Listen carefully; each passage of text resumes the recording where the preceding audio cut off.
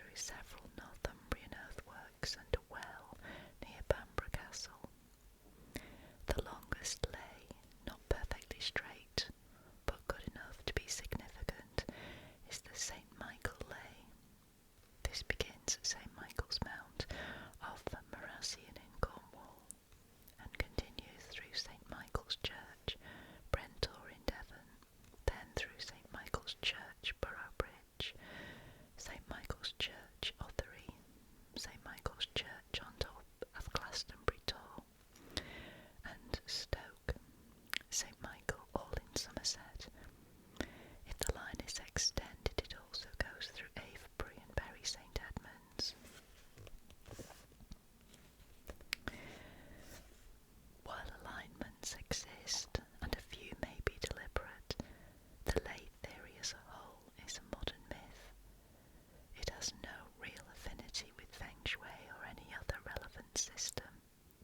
Moreover, the lay hunters' shift of ground from trackways to lines of occult force threw it into confusion. If lays are ill-defined somethings, which are there anyway, and ancient monuments only draw attention to them, the requirements can be less rigid. The monuments need not be close enough together or visible enough to be usable as landmarks along a route, because they are not. Lay hunters of the Lines of Force school have spoken of lays crossing the sea with nothing marking them at all, of lays 25 miles wide, corridors rather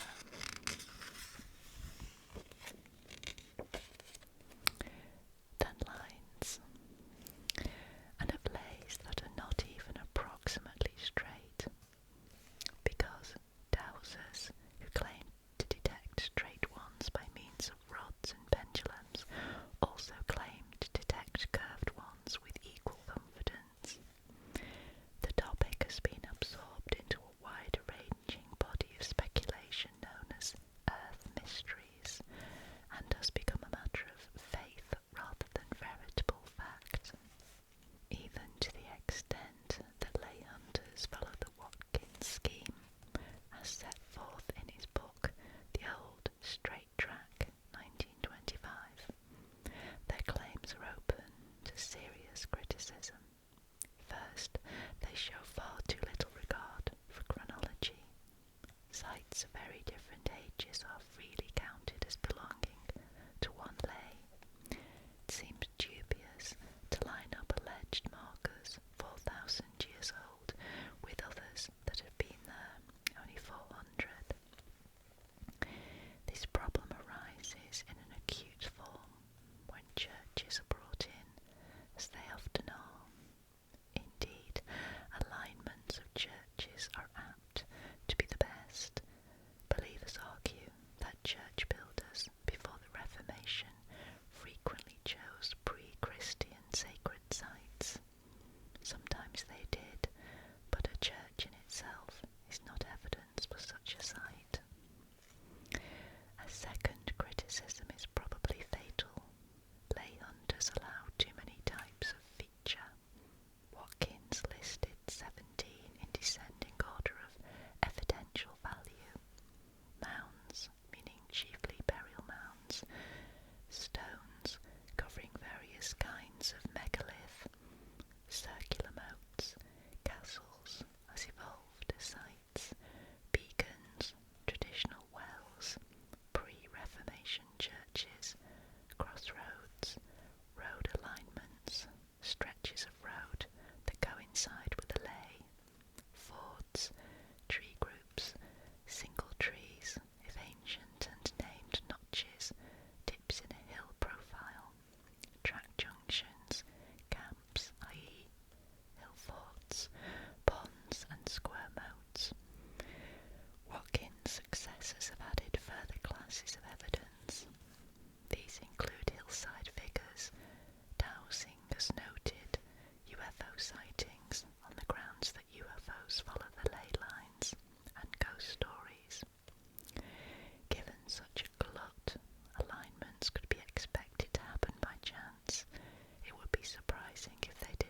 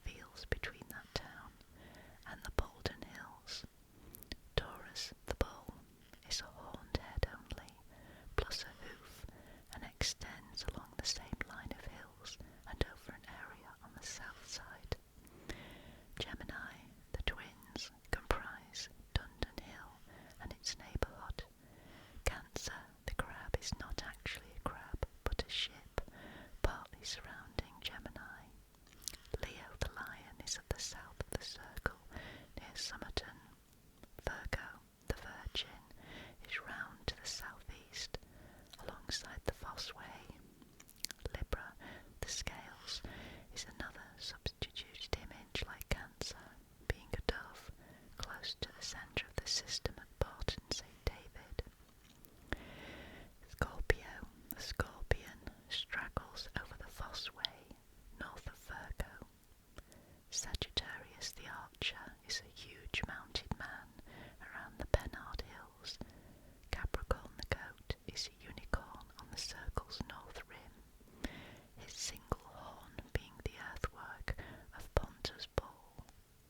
Aquarius, the water carrier, is represented by a phoenix, its head a Glastonbury tall. Pisces, the Fishes, lies between Glastonbury and Street, one of them being the ridge of Wariol Hill, the other less definite. There is also an extra, a dog outside the circle, stretching from Langport to Athelney. Catherine Maltwood, who discovered the zodiac, called it the Temple of the Stars. She was led to it by clues in a medieval romance. Perlasivus, or the High History of the Holy Grail. Its anonymous author claims to have used to document Glastonbury Abbey, and his story has episodes located in Somerset. Mrs. Maltwood explained allusions to lions and other unlikely creatures by detecting them as shapes in the landscape. She suggested that the zodiac was the work of Sumerians about 2700 BC. In view of two palpable difficulties, its gigantic size and the fact that many of the features cannot be ancient, later advocates have preferred to invoke terrestrial forces which have moulded the figures and impelled human beings to add to them, unconsciously, in the course of making roads and fixing field boundaries. Believers are agreed that the zodiac is demonstrable because it can be seen from the air, and that it has been of vast importance in myth-making. The mounted archer, for instance, who carries no visible bow or arrows, is the original Arthur, and the circle itself is the original round table. The Glastonbury zodiac is best viewed as another modern myth, like ley lines. One of the major objections is the same, that it involves too many different kinds of features. It is not formed by contours or watercourses or in any other consistent way. Zodiac finders make use of hills, woods, streams, ditches, roads.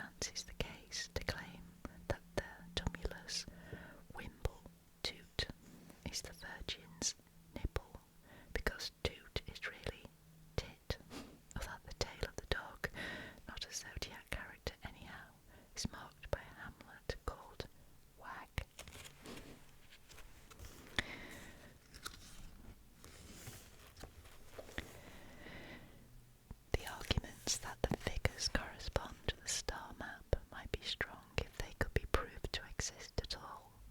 If they could, all objections would have to yield, but they cannot. Many have looked at the aerial photographs in which they are alleged to be obvious and see nothing. Repeated challenges to zodiac finders to show the photographs to people unaware of what they are meant to see and have them report on what they do see have never been taken up. In fairness, it must be said that many who examine the photographs after being told what to look for see the zodiac quite sincerely. Some have expended their vision into whole sagas of mythology. The phenomenon is akin to the Rorschach ink blot test, or to seeing pictures among the coals in an open fire. It does happen. In terms of Jungian psychology, it might be said that those who see are projecting imagery of the unconscious onto the landscape. The fact that they do is part of the spell which Glastonbury, for whatever reason, exerts. A question not completely resolved is whether Catherine Maltwood, who published her findings in 1935, was the first to talk about this zodiac, or whether anyone did before. Proof of an earlier reference would at least show that some such notion was in the air, and that allegations about a tradition are not wholly baseless. The Perlesverse passages can be dismissed. No reader without prompting would see the meanings in them that Mrs. Maltwood saw. The Elizabethan astrologer John Dee has been quoted as writing of astrological earthworks around Glastonbury, but the passage has defied verification.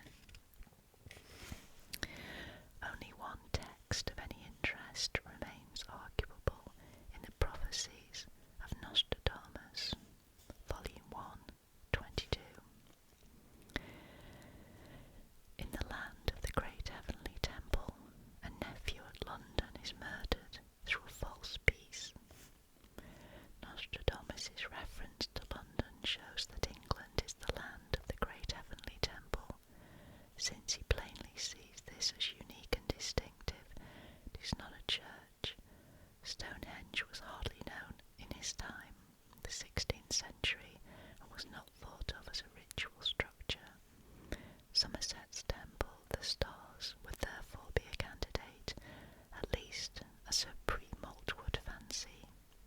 The second line would be impressive if we could admit the possibility that Nostradamus did see the future. The nephew could be the rebel Duke of Monmouth, who was put to death in 1685 by his uncle James II, and the peace or pacification was deceptive because James's agent in repression, Judge Jeffreys, sowed bitter resentment that helped to dethrone the king only 3 years afterwards. Moreover, Monmouth would call Somerset to mind, because Somerset was the heart of the rebellion, and his army twice camped at Glastonbury.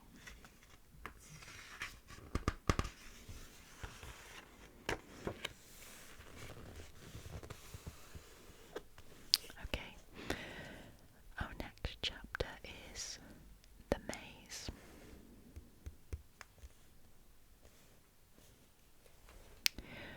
For many centuries, a distinctive maze has been known in Britain, not a maze in the modern sense of a puzzle, but a convoluted track going round and round, back and forth, till it reaches the centre after making 7 circuits. This maze is ancient, magical and widespread. It occurs with slight variations in shape and orientation, but its essential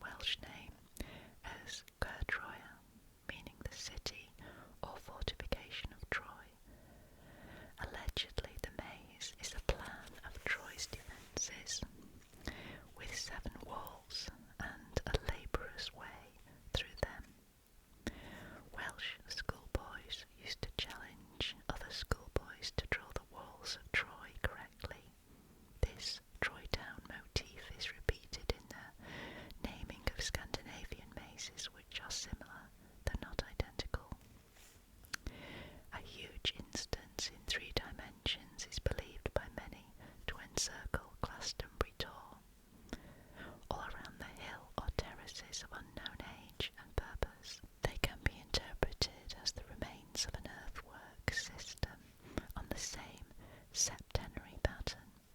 A maze threader would start from a large stone at the foot of the longer path of ascent, climb the path as far as another stone, turn left and proceed clockwise along the terrace at that level. Now here is the counterpoint argument. The maze is not a myth in the sense of being a fancy or a literary invention. Some of the instances, such as the Cornish ones, are there to be seen, and the maze on the Tor is demonstrably possible, if unproved. The mythic quality is a matter of implication, in the light of occurrences outside Britain, and these point in more than one direction. To look first at the Cretan labyrinth, this seems to have begun as a dance rather than a building. A file of dancers performed it on a ritual floor, following the septenary backtracking spiral. Cretan coins reproduce the pattern.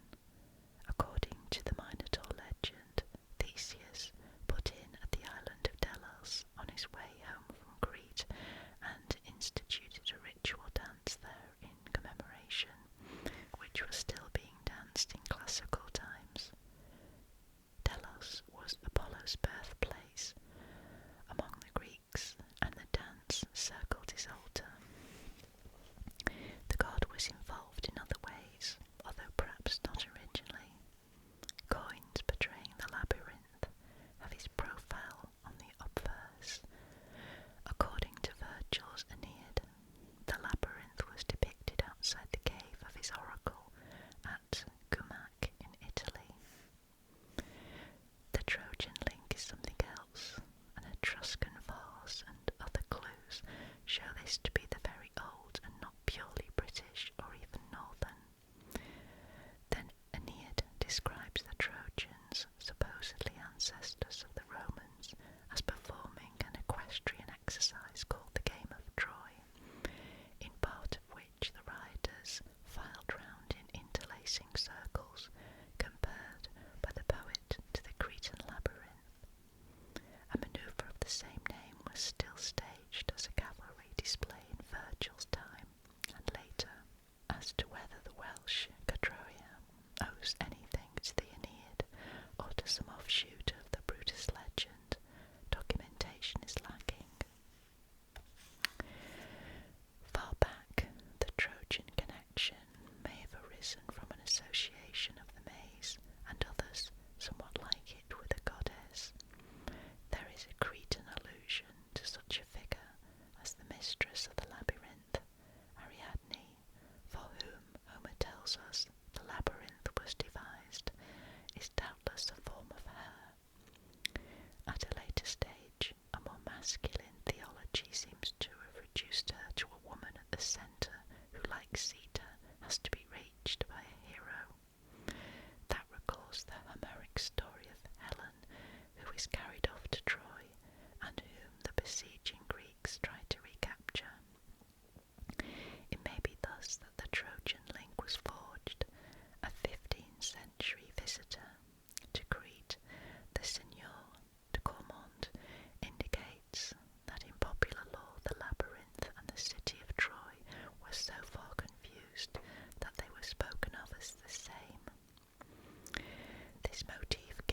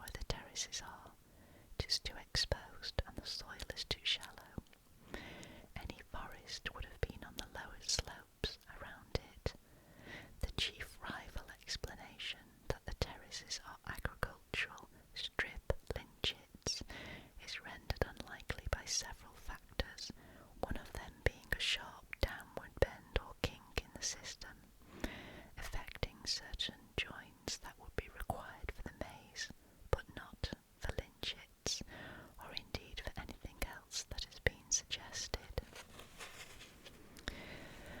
Unlike the Glastonbury zodiac, the tall maze theory does not depend on arbitrary constructions or selectivity. The entire pattern is present except in steep places where weathering or erosion would obviously have wiped it out, and with minor and explicable exceptions, it uses all the terraces. If the apparent track is followed, it makes the 7 circuits. The only query arises from the last, which is not quite completed on the surface. Conjecturally, the maze thread